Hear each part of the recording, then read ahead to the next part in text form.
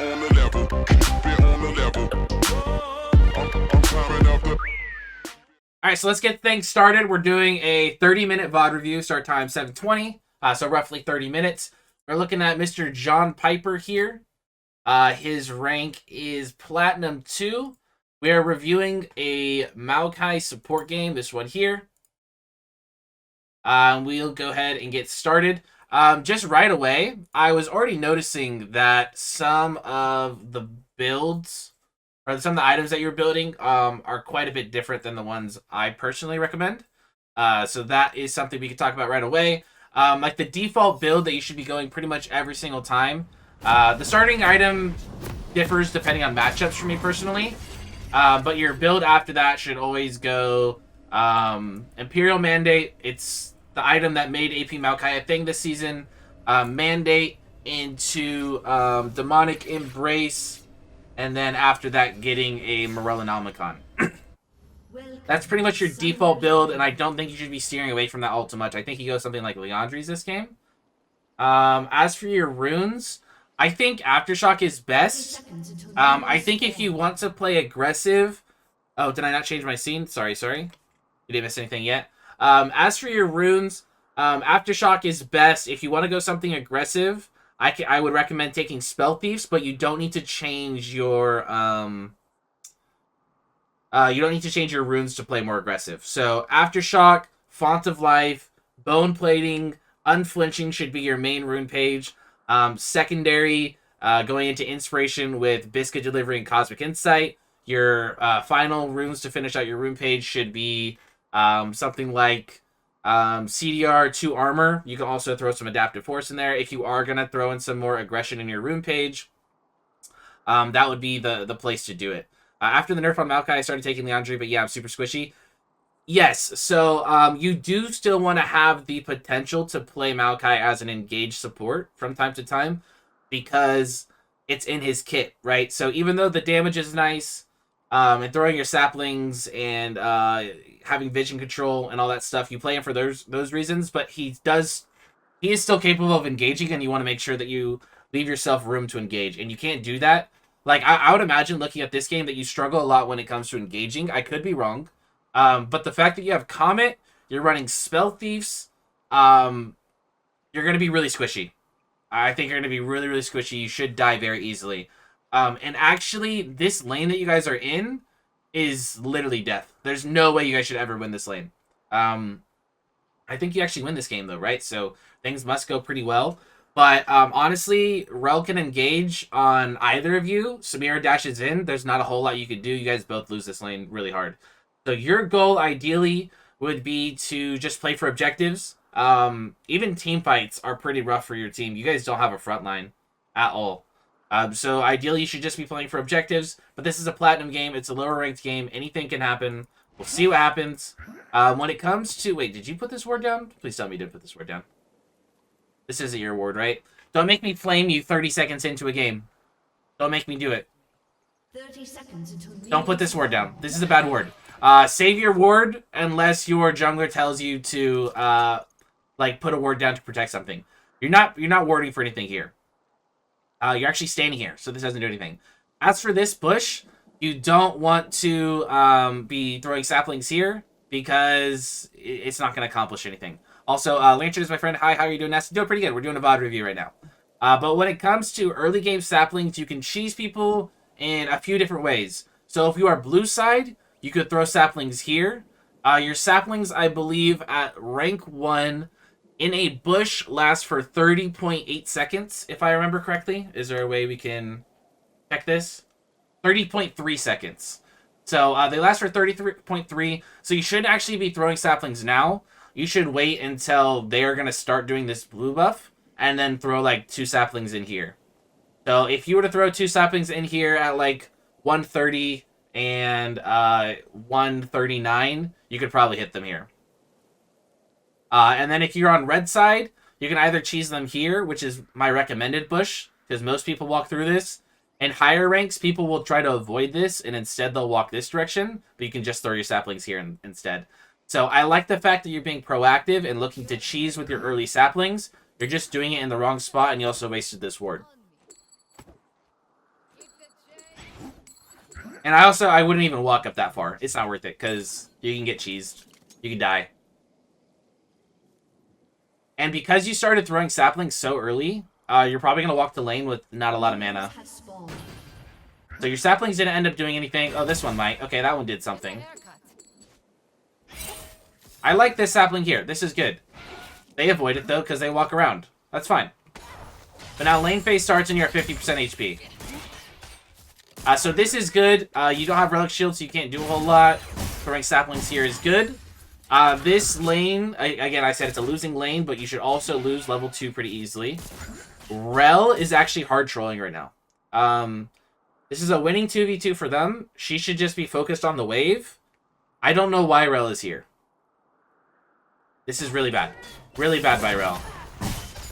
And then Samira gets hit by that for free. They're playing this really poorly so far. But again, you're almost out of mana now because of how much you used your abilities earlier. So they've trolled this lane a little bit already. And it's not nearly as bad as it could have been. But you're out of mana. Simply out of mana. And now they can engage whenever they want because you have nothing going for you. So yes, you want to cheese early with Maokai. You want to control vision and poke with these rushes. But you can't do it as often as you're doing it. It seems like right now you're pretty much throwing your saplings every time they're available, which isn't the idea. Also, I think you've done a pretty good job of it so far. But just make sure that when you are throwing your saplings in the bushes, you're trying to hug this side as much as possible so that the enemy minion wave doesn't pick it up. I think you do a good job of that already. One other thing, you're hanging too far back in the lane.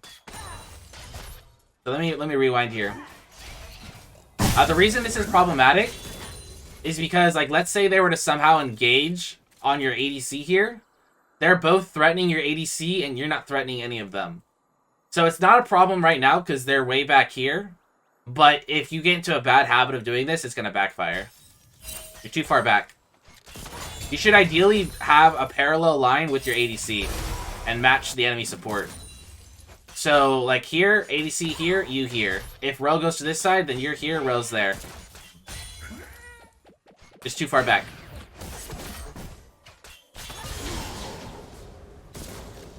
Also, so if you have questions, this is a message to the person I'm coaching. If you have questions, feel free to ask them in the chat. If anybody else has questions, since we are doing this live, you guys can also chime in and ask questions about the game. And as you see, we're losing a lot of pressure in this lane. We had a pretty good start, and now we're running So there's no potential to peel. Like, Rel should understand that once you use your E and you're this low on mana, you can't do a whole lot. And this is a really good engage angle for Rel. But she's just standing in the bush. What did I just watch? Hold on. So let me show you something. You're out of mana because you're spamming too much. This is a winning lane for them. These are all things I've said already. And I mentioned earlier, Rel can just go in, Samir dashes in, and then you guys lose. And this is such an awful play by Rel. Watch this. Missed. Random flash stun. You're out of mana. You can't do anything. Also, you shouldn't really be going on Rel anyways because she's already wasted her combo. So if you CC her, nothing happens. You should just be like walking up and then maybe hitting the Samir out of the way. But this is such a bad engage and it still goes their way. And that just goes to show like the punishment that you have for using all your mana.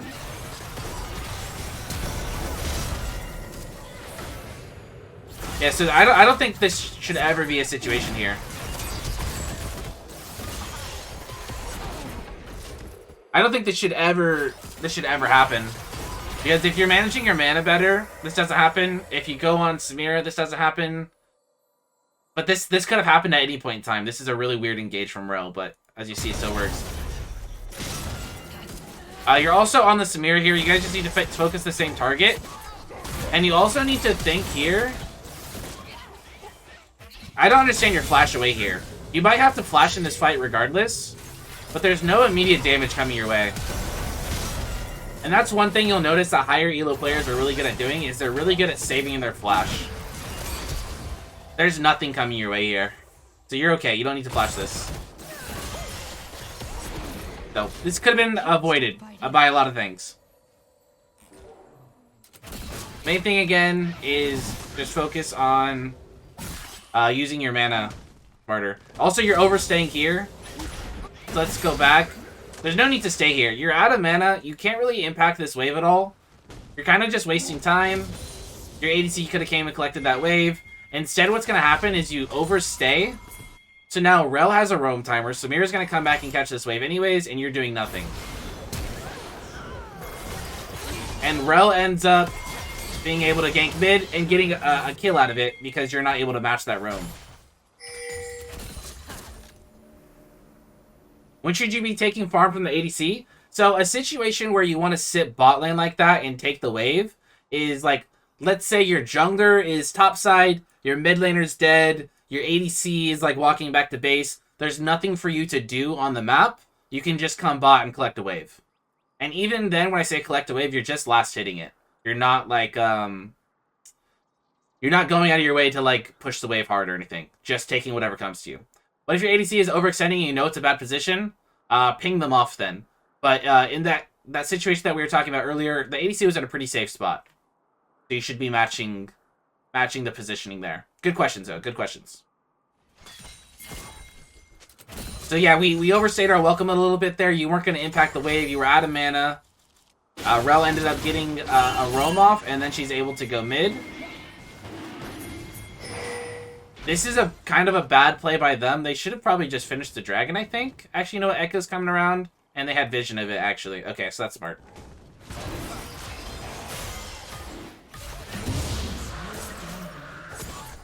So now Rel's kind of trolling a little bit, because you tank dragon. She's stuck without being able to reset. Now she's in lane.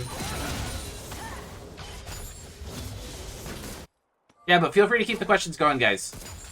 Keep them coming.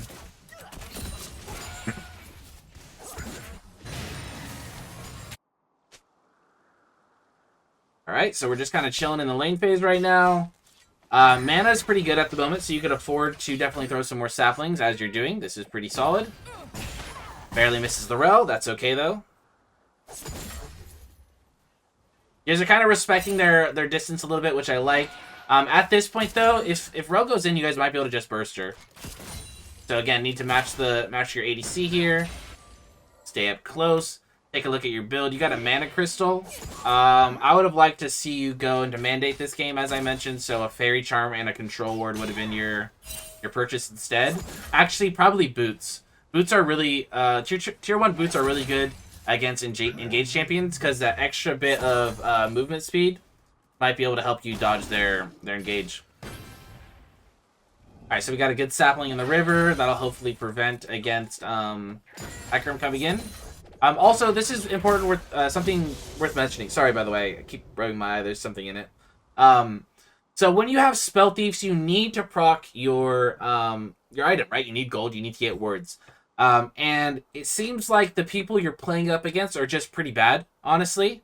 So you keep throwing your saplings into the bushes, and it's punishing them. It's actually working. They should honestly just be avoiding the bushes at all times. That's how you play against Maokai. You don't go in the bushes. You don't give them that extra damage. And in a situation like that, when you're forced to use your E outside of bushes, you should do so by throwing it like at the enemy ADC when they're not touching their wave. Because if they are touching their wave, it's just going to hit the wave and not really hit their ADC. That's something you haven't done a whole lot this game, and you haven't had to because the enemies are playing in the brushes. But keep that in mind in the future. I like using all of my biscuits ASAP because I usually end up selling them if I don't. Is this a bad mindset? Yes, try to utilize your biscuits at least a little bit. At least a little bit. Sometimes I'll find myself in base. Also, by the way, never sell them. By the way, consuming biscuits increases your overall mana pool. If you didn't know that. So you don't sell them. You use them, it increases your mana pool, and then you get rid of them. Honestly, that's why I love Thresh. You know you're in a bad spot, so you just stand back with the lantern. That could work. Selling biscuits also increases your mana pool? Really? That seems strange. Very strange. Yeah, so this shouldn't work. Like, Rel should never be playing in the bushes here. Okay, let's watch this play, and then we'll go back and critique it maybe a little bit. Really, consume and sell. The more you know. It's a coaching lesson, but I'm getting coached myself. Okay, let's watch this. My immediate thought is maybe you just go on Rel here, because she's lower HP. And tanks early game aren't actually that tanky. Like, look, when this gank is starting, Rel's half HP. So, going on Samira is not bad, especially because Rel was in the bush. But here, your knockback is pretty bad. Usually, you want to, W, position on the other side of them and knock them towards your ADC or your team. But here, you have an Echo W that's placed extremely conveniently for you. So you should just throw this in here. The other thing is you might have went in a little too early, because as you'll see, your CC combo ends here, and nobody was able to hit that ADC the entire time. Yeah, so you could have knocked it into the W, but overall, probably just waiting longer. You throw your bush, your sapling here, but it needs to be here in this fight, because that's where the fight is. Don't think about long term, think about where the fight is right now.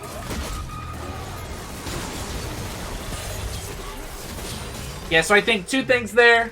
Just think about where you're knocking people away. Or into an ability, potentially. Knocking them into your team or into ability.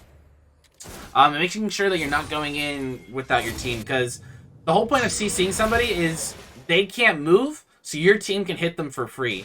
But in that situation there, your team wasn't in a position to follow up. So it ends up getting wasted. Also, Darius should have just killed the Anivia here, I think.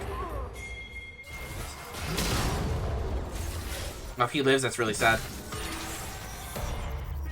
Nice. Okay, worked out. Coach Nasteey, Pog. True. Okay. We're 17 minutes into this coaching session already. Okay, I got 13 minutes to go, and we're not even close to finishing this game. So I'm going to start speeding things up a little bit. We've talked a lot about the lane phase. We'll watch this real quick, see if there's anything you could have done other than standing up with your ADC, which we've already talked about. So you're not quite even with her.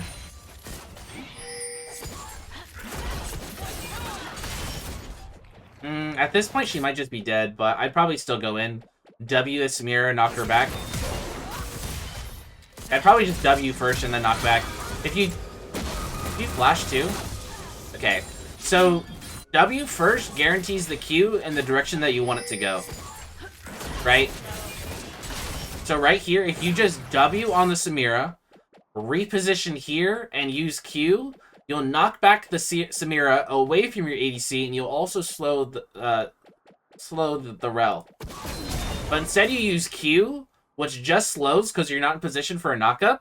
You W after. And then again, the same concept as earlier. Right? You're full HP, there's no immediate damage coming, you don't actually need to flash here. I just watched your support to carry with, and I'm a Braum main. Even more pleased I managed to hit Diamond, mainly playing him last season. That's really good, dude. That's really good. Braum relies on teammates, so if you're able to get to Diamond while playing Braum, you're doing something right. I would say you're actually handicapping yourself, because if you were able to do that, you're probably a better player than your rank implies. Put yourself on a champion that has carry potential, and you might be able to do some serious work. Is this were you just emoting? You were stuck on a minion, right? This isn't emoting? I'm gonna be mad at you if this is emoting. So here, if they're threatening a dive, and you want to outplay it, you stand under your tower. The closer you are to your tower, the closer they have to be to your tower in order to do damage to you, which means the further away they have to run, and the longer that they're in tower for. So by running away, they're not really in tower threat the whole time. They're actually able to like juggle tower damage a little bit. And that's where things go sour.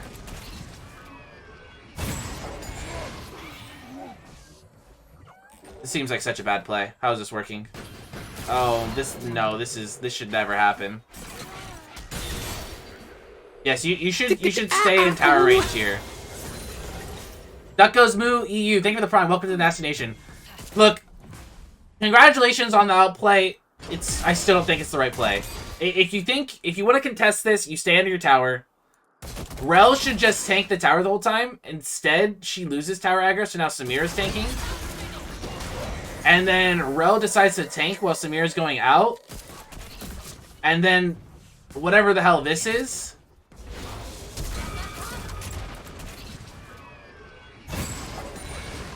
This is so ugly. This is ugly gameplay here. And she walks back in. Oh no. Oh no. I mean, good for you. Bad for them, maybe. Maybe that's the way to put it. But I guess the lesson to take away from that is stay under your tower if you think you're gonna get dove. This is plat. I can't even believe that. That's crazy. Roaming is something I want to see you do more often, by the way. So this is a good roam here. Especially as Maokai. You could just walk up, like, control ward here, regular ward here, sapling there, sapling there. It's really, really good. You get complete vision of this entire area. And it prevents a bunch of jungle ganks. Also get a nice little kill on the mid laner here. See, I would have liked to see you focus this more instead of heading this direction. Spend more time roaming. Also, knockback goes the wrong direction into your team. Always something to consider, something to work on. Especially after a W, you CC them long enough to reposition the way you want to. Now, this is kind of nitpicking here, but something I do want to talk about real quick. I have this problem too when I play Maokai. Sometimes you see a bush, and you just have to throw a sapling in it, you know? But look, if you want to kill these guys, you need to keep chasing them. If you throw a sapling, the sapling's going to miss, and you're going to spend time throwing a sapling, so you're getting further away from them. It looks really tempting, and of course this is, you know, me nitpicking, but this could make a big difference later. Don't always throw a sapling if it's not going to hit and it's going to slow you down.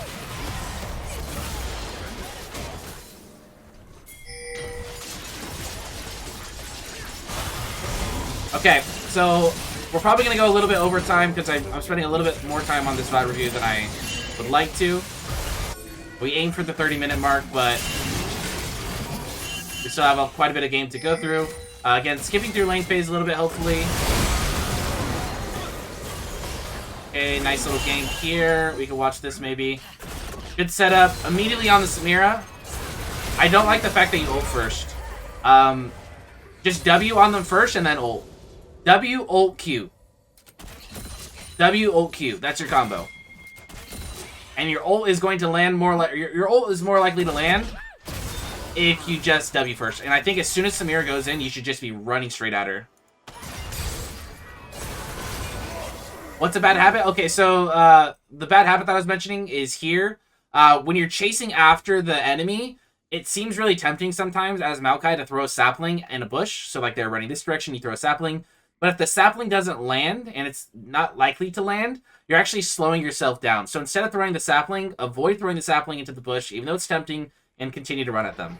Here, as I was mentioning, as soon as Samira goes in, just run at her. WRQ. I'd like to see you on them more. Get on them. Especially in skirmishes like this, you could afford to be the front line.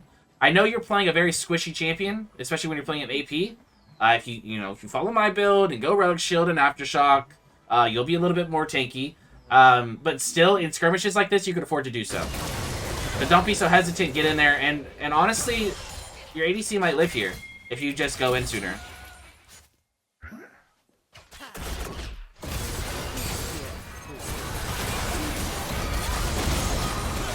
Longer CC duration for R, longer range, worth using it like that. So this is the problem though, is your R is so Maokai and Nami have similar ultimate abilities. They're really slow, they're more effective the longer they go, but they're more likely to be dodged the longer they go. So I think it's better to just use them when you can. Don't worry about getting maximum efficiency. So like right here, you're looking for maximum efficiency, but guess what happens? It doesn't even hit Samira. She's gonna dodge it. So instead, W straight on the Samira, ulti the Samira, Q the Samira, you have ignite the Samira. This turns into a 1-for-1, maybe a 2-for-1, but I don't think it should ever even be that close. I think here we get a little greedy. Here we just get a little greedy. Shorter CC duration is worth if guaranteed landing. Yes, absolutely. Every single time. The amount of times I have ulted people point blank range as Nami and Maokai, I can't even begin to count. It's so much better.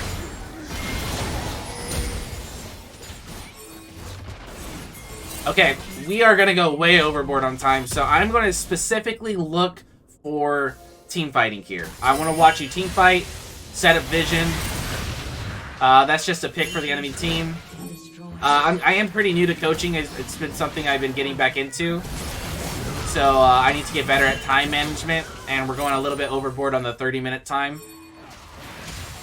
So I'm trying to make up for some of that time. But honestly, we're not missing too much here. This is a lot of, you know, Maokai support gameplay, setting up vision. We can watch this fight here. Really good job. I mean, the fact that you spent all this time, it was fast-forwarded, but the fact that you spent all this time setting up vision, throwing saplings, look at Hecarim. He's coming to the fight, pretty much dead already. Too far behind, again. So it's not just a problem in the lane phase, it's here as well. Look at where you're positioned, and you're actually walking back a little bit as Rel approaches. So be a little bit more confident. And maybe if you follow my build and runes that I recommend, you will be a little bit tankier and have a little bit more confidence. W instantly here. W, W, W. Q. Again, see, we're running the opposite direction, but there's no immediate threat here. You know? No immediate threat here. We're walking the other direction. And then we ult. So, as we are starting to wrap things up, we're going to look at a couple more team fights as we start to wrap things up. But some main things, managing your mana in lane, spending a little bit more time roaming, CC chaining a little bit better, being up close, not only in the lane phase, but also in team fights. And the main piece of advice that I can give to you is just be more confident. Be more confident. I know you're playing a squishy version of Maokai, but the champion was built originally to be a frontline tank. And that aspect of his kit is still there. You can't do it all the time. But especially in skirmishes, get up close and personal, you know? Get up close and personal.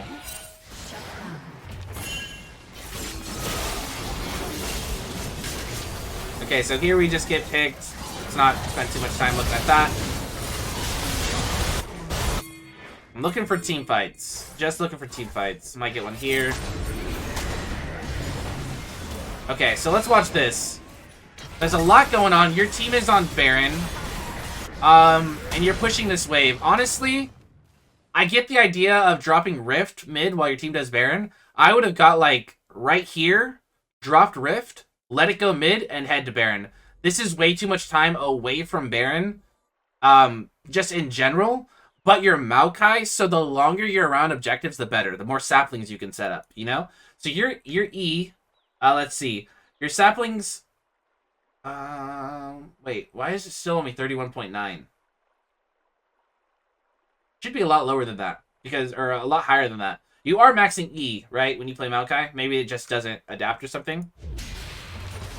It should be staying longer. I don't like this ulti all too much. I would have preferred to see you just get here and use your E in these bushes.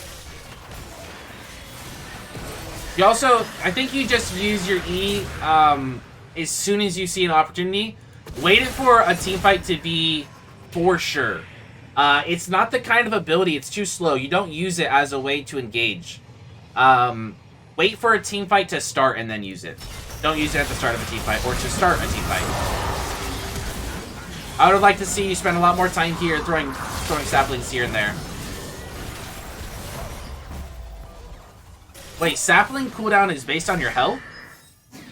Really? Okay, I see. Another reason why you should be following my build path. I always assumed it was built or based on the rank of the ability because that's the only way I play Maokai. The right way, by the way. But seriously, yeah, I would highly recommend you follow my build. Let's see, question in the chat. Hey, Nasteey, I have a lot of trouble playing ranked. I get really nervous and don't feel confident with making plays. Any tips on how to overcome? So, League of Legends is a video game. Video games are meant to have fun. So, think of it that way. You're just playing a video game. Have fun. Be relaxed. It's at the end of the day, your rank is just a number on a screen. That's really all it is. I promise you, that's all it is. I personally, take it from me, I get so worked up about my rank all the time. At the end of the day, it means nothing. It means absolutely nothing to me. Alright, so, don't worry about it. And if people are giving you a hard time on rank, just mute them. Just mute them. Okay, so we've already gone over the half an hour mark, so the session should be wrapping up here. From now on, only looking for plays that are really, really spicy. I think we've already talked about plenty. We spent a little bit more time on the lane phase than I was expecting to. Let's see. Quick little team fight there. Yone kind of runs it down. Chucking Saplings, staying in the fight. Very good job. Securing a blue buff. Okay. Running it down mid. Getting towers. Keeping your distance. Throwing Saplings. Stop using your... Okay, what is this ulti? What is this? What is this? There's no excuse for this. Come on, Mr. John Piper. I believe in you. You can do this. You can do better than this. I spam ult because I have a short cooldown. There's gonna be a time... There's gonna be a time where you don't have your ulti. And you're like, man, I thought it was a short enough cooldown. I thought I can get away with it. Just only use your ult if you need to use your ult. Promise you. It'll pay off. Drink water, please. I spent my well-earned points on it. I got you. I got you.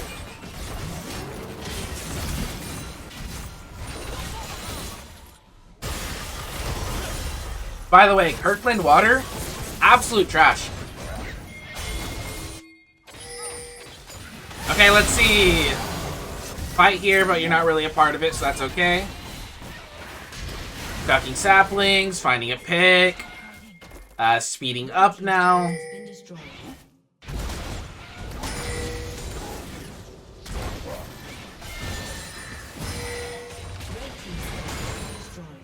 Why are we ulting there? Why are we ulting there? Your ult's on a 30-second cooldown. Now you don't have your ulti.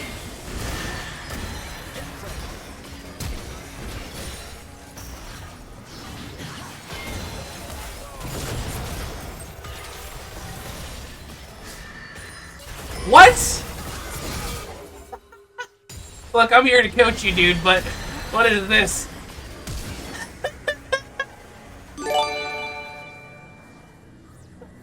Doglighty, thank you for the raid. Welcome, everybody. Hope you guys are having a good time. I'll be with you guys in just a second. We're wrapping up a VOD review at the moment. Oh, man. Actually, hold on. You guys might have missed this. Let me rewind so the 43 people who just joined us can see this. Okay, be nice. We are coaching this person, but you guys gotta watch this. You guys gotta watch this.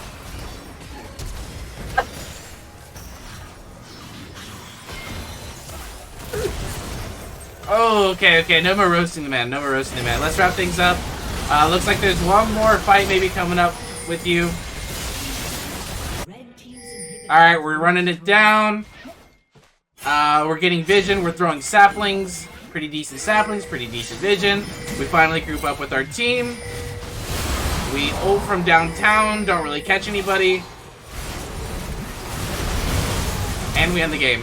Again, I kind of just wanted to fast forward through the end of that because we did go a little over with the time that we had for the VOD review. And I think we covered everything that we need to cover earlier. Just to recap, main things. I'm going to give you 3 things to walk away with.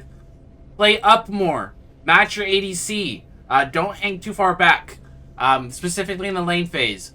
Be more confident in small skirmishes. And play around objectives more. Play around objectives. Also, Four things to work on. Stop ulting so much. Okay, we'll leave it 4 things. That works. I feel like that's a pretty good summary. There's other things that we went over, but those are the things that I'll leave you to walk away with and work on.